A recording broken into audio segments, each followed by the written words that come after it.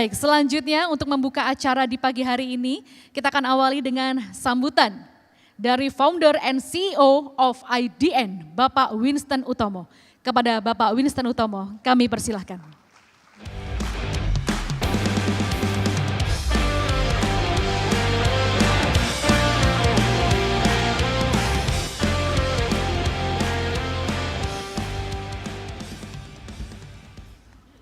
Selamat pagi hadirin yang saya hormati. Atas nama IDN, selamat datang di Indonesia Millennial and Gen Z Summit 2024 by IDN. Pertama-tama, saya mengucapkan terima kasih kepada Tuhan Yang Maha Esa mengumpulkan kita semua di sini, di ruangan ini. Terima kasih juga untuk seluruh pihak yang telah mendukung, seluruh pembicara, narasumber, sponsor, partner, dan khususnya untuk seluruh tim di IDN yang telah bekerja keras untuk mewujudkan acara ini. Tahun ini adalah tahun yang spesial untuk kita. 2024 adalah tahun ke-10 IDN berdiri. 1 dekade lalu, tepatnya 8 Juni 2014, William dan saya memulai perjalanan ini.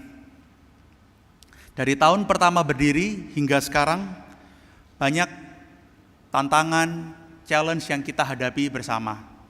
Masih banyak hal yang belum kita capai, tapi juga banyak hal yang telah kita capai bersama di IDN. Tapi kita juga menyadari bahwa visi kita untuk Indonesia yang lebih baik masih jauh dari yang kita inginkan. Oleh sebab itu, dibutuhkan kerja keras dan kolaborasi yang kuat dari kita semua. Tahun ini juga memiliki makna yang sangat penting, karena kita juga memasuki era baru dengan pemerintahan yang baru, di bawah kepemimpinan Presiden Prabowo Subianto dan Wakil Presiden Gibran Rakabuming Raka. Pemerintahan ini hadir dengan berbagai fokus untuk Indonesia yang lebih maju, salah satunya adalah fokus pada swasembada pangan dan energi, yang sangat relevan untuk masa depan bangsa kita. Seperti yang telah disampaikan oleh Presiden Prabowo, dalam 4-5 tahun ke depan, Indonesia diharapkan dapat mencapai kemandirian pangan dan energi. Kita tidak hanya berupaya memenuhi kebutuhan dalam negeri, tetapi diharapkan juga bersiap agar menjadi lumbung pangan dunia. Namun di balik semua peluang tersebut, kita juga harus menghadapi realitas tantangan yang ada. Dalam pidatonya, Presiden Prabowo mengingatkan kita untuk tidak cepat puas dengan prestasi yang telah dicapai.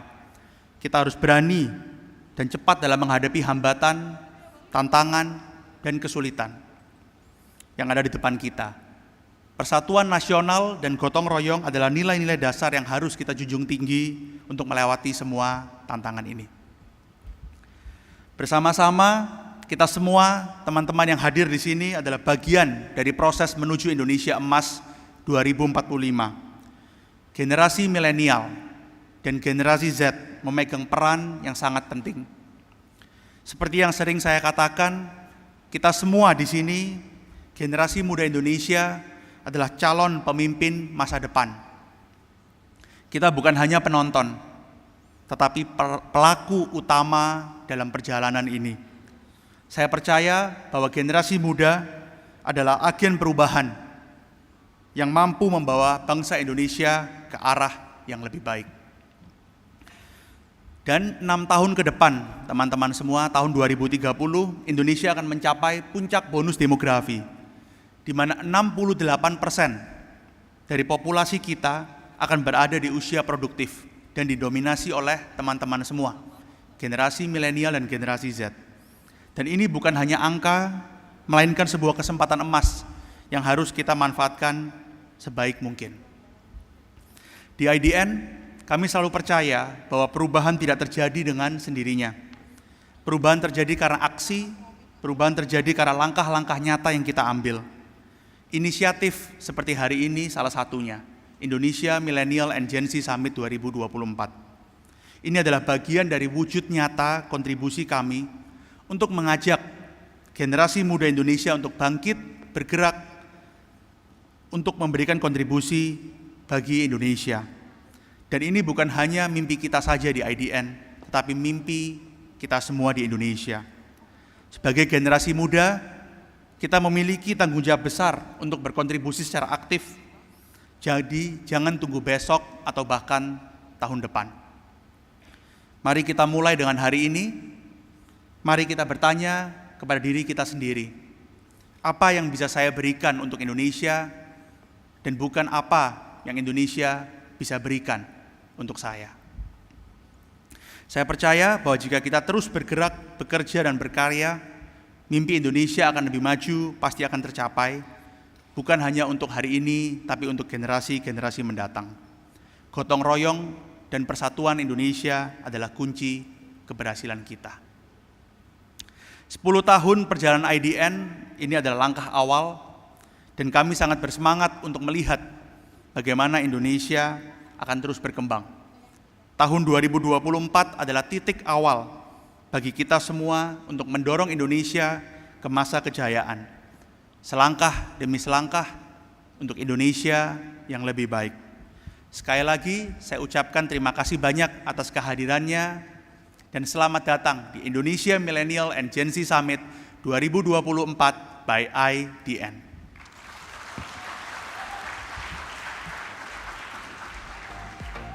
Terima kasih Bapak Winston Utomo.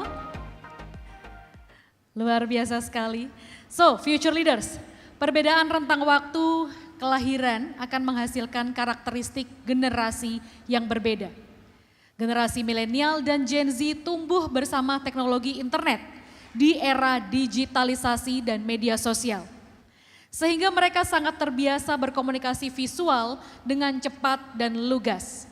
Jadi bisa kita bayangkan, per menit saja kita sudah bisa mengakses banyak informasi.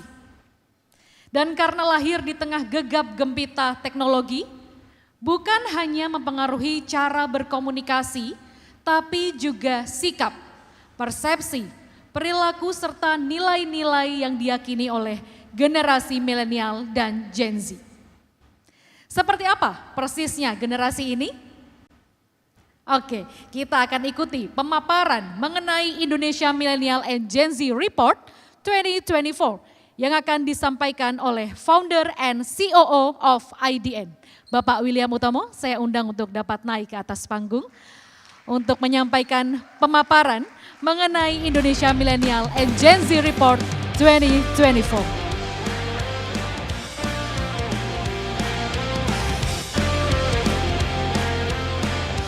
Selamat pagi teman-teman.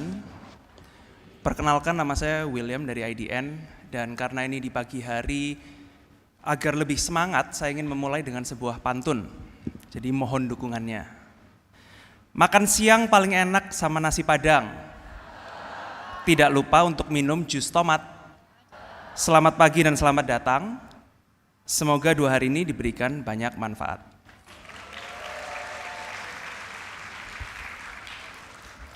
Ya, jadi selamat datang di Indonesia Millennial and Gen Z Summit 2024. Ini merupakan tahun ke-6 yang kami lakukan, dan secara konsisten kami dari IDN membangun summit ini sebagai platform untuk berkumpulnya para pemikir, pelaku, dan pemimpin dari berbagai disiplin. Kedua hari ke depan akan dipenuhi oleh diskusi mengenai topik penting, mengenai ekonomi, iklim, dunia hiburan, dan masih banyak lagi. Semua dilandasi oleh satu tujuan, yaitu untuk unlocking the potential of those who move the nation.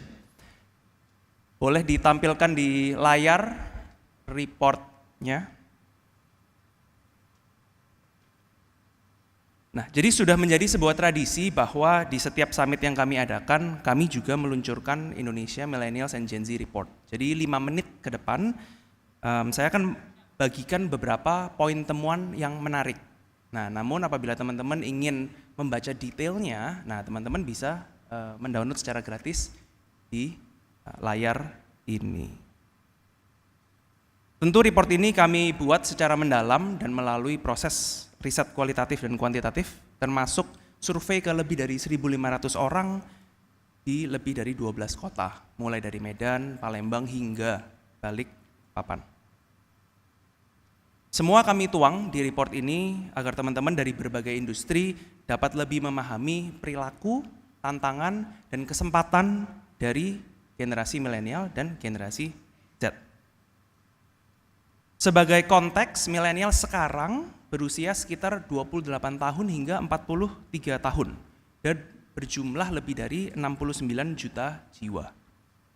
Gen Z sekarang berusia sekitar 12 tahun hingga 27 tahun dan merupakan jumlah populasi terbanyak di Indonesia dengan lebih dari 74 juta jiwa. Ada 7 bagian yang dibahas di dalam report kita, mulai dari family and values, media consumption, hingga politics and social engagement. Nah, kita masuk ke temuan pertama yang menarik. Ekonomi digital di Indonesia tetap bertumbuh di tahun ini, dan lebih dari 60% konsumen e-commerce berusia lebih muda dari 35 tahun. Jadi merekalah yang merupakan growth driver dari tingginya ekonomi digital dan konsumsi digital di Indonesia. Mengenai kesetaraan gender, 82% mendukung kesetaraan gender asalkan tidak bertentangan dengan norma dan tradisi. Meskipun demikian, lebih dari 40% wanita meninggalkan pekerjaan dan menjadi ibu rumah tangga secara penuh setelah memiliki anak dan tidak pernah kembali bekerja secara penuh. Ini tentu berkontribusi pada berkurangnya pekerja di usia produktif di Indonesia. Mengenai keluarga, lebih dari 47% memilih untuk memiliki keluarga kecil dengan anak maksimal 1 atau 2. Tentu ini sangat berbeda dengan generasi mungkin orang tua kita atau kakek dan nenek kita, di mana keluarganya biasa besar-besar. Dengan lebih dari 38% Gen Z memilih untuk menunda pernikahan. Namun lebih dari 65% mengatakan bahwa finansial tetap menjadi landasan dalam membuat segala keputusan di keluarga.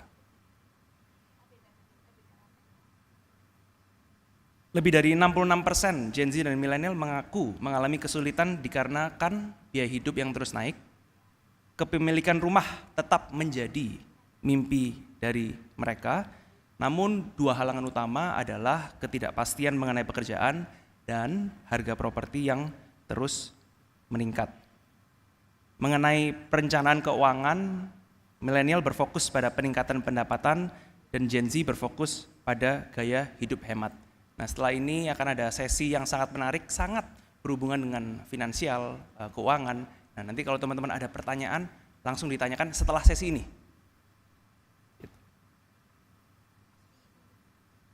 Dalam kehidupan, 3 prioritas utama yang dikejar oleh milenial dan Gen Z adalah untuk mengejar karir, kepemilikan rumah, dan keuangan yang stabil.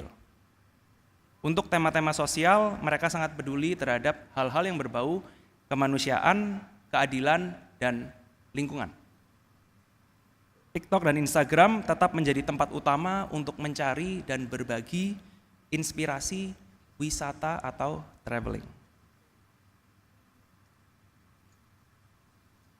Di pekerjaan ada 3 hal utama yang membuat mereka bahagia. Yang pertama adalah makna atau sense of purpose. Yang kedua adalah kesempatan untuk bertumbuh. Dan ketiga adalah kesehatan mental. Jadi bagi kita yang ingin merekrut dan mempertahankan dan menjaga talent di dalam perusahaan, kita harus terus memperjuangkan ketiga hal ini. Untuk politik, lebih dari 43% aktif dalam diskusi terbuka mengenai politik, terutama karena tahun lalu dan tahun ini merupakan tahun-tahun pemilu dan pilkada. Tentu ini juga didukung oleh platform media sosial yang mempermudah mereka dalam beropini. Dan topik yang mereka pedulikan diantara lain adalah 1, kesetaraan gender, 2 adalah perubahan iklim, dan ketiga adalah pemberdayaan ekonomi. Nah, di tahun-tahun yang akan mendatang kita harus bersiap bahwa Gen Alpha, generasi setelah Gen Z, akan menjadi generasi dengan populasi terbesar di Indonesia. Jadi mereka adalah masyarakat yang lahir di tahun 2010 hingga 2024.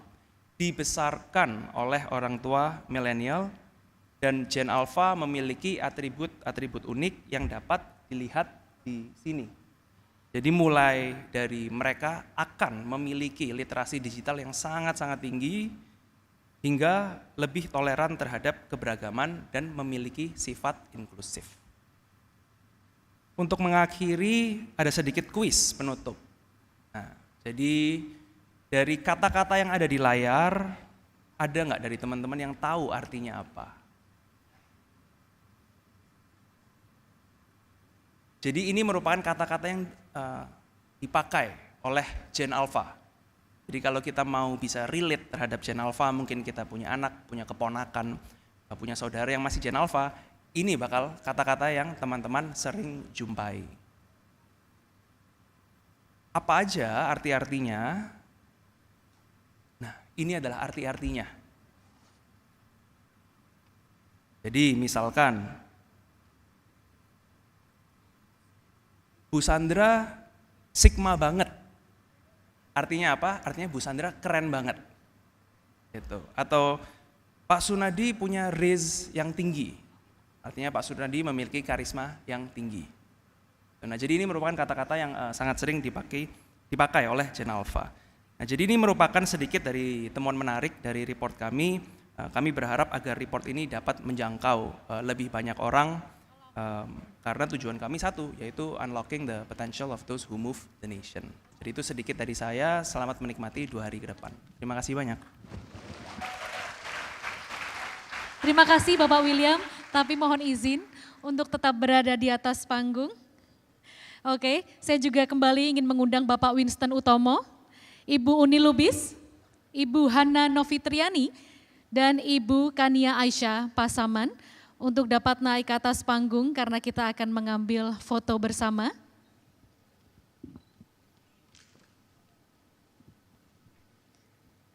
Kita akan abadikan momen hari ini sebelum kita masuk ke rangkaian acara IMGS 2024.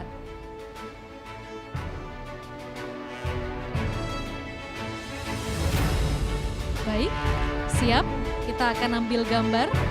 Saya akan hitung 1, 2, 3. Boleh sekali lagi 1, 2, 3.